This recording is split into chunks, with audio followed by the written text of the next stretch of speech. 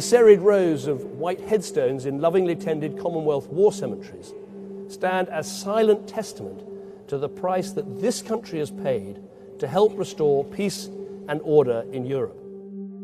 This summer, the sacrifices made by British soldiers in World War II became an unexpected part of the Brexit campaign.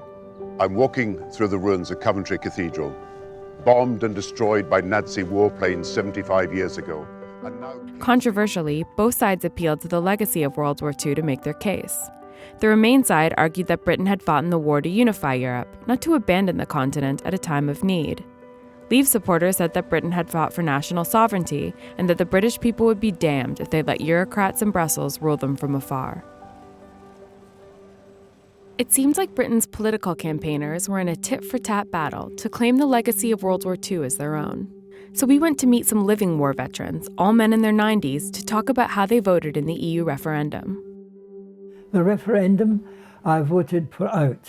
I felt that the unelected body of a selected elite of people, which is the politicians in Brussels, were beginning to try and impose things upon us which I don't think we needed.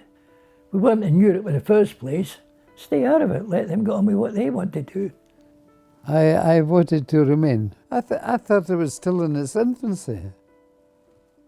I really did think it was still in its infancy. 40 years is nothing. I served alongside a flight of Polish chaps that we seemed to gel as one unit. I voted to stay in the Europe. After winning the war, we achieved lots of progress in Europe. The younger generation should follow same course.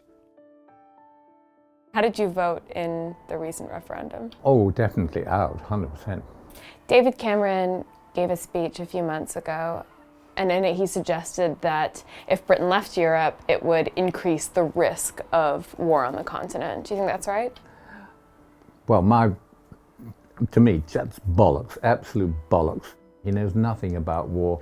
I don't think that the same ethos is there at all, not at all. These men, old enough to witness the birth of a federal Europe 70 years ago, are left divided on the Union's legacy. But British voters have made their choice, and negotiations over Brexit are already underway. Does it seem strange to you, so many years after you fought, that actually now Germany is one of the leaders of the European Union? As my wife said, we spent 6 years trying to keep the enemy out, and now we've allowed them to walk in. Were you scared when you heard the results of the referendum? Yes, I am scared, because in Europe there is always uncertainty. Europe, as far as history goes, is like a youth. It's been given a load of money and it hasn't spent it very well. It hasn't yet got onto drugs and cocaine, but by the way it's going, it could easily get that way. But wake up, Europe, we've got an enormous chance now.